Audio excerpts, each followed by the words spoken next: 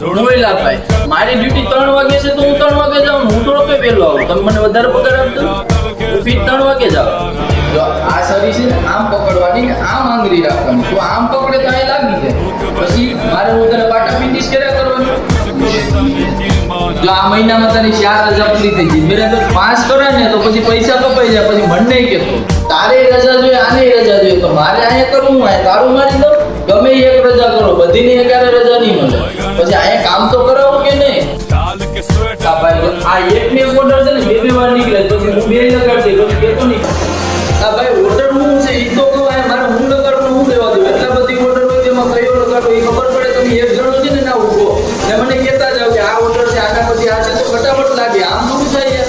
મારે ના જોવા જવું પછી આ ઓર્ડર લગાડવો કઈ રીતના કરવું? આ ઉપર એક જણો તને કેટલી વાર કીધું હરખા વાસણ ધોતું હોય તો આમાં બધું એમને એમ છોડ્યું. આમાં માથ ફેરવીને આપી દે એટલે થઈ ગયું. પછી આમાં શું કરવાનું? આ બધું એમને એમ છોડ્યું.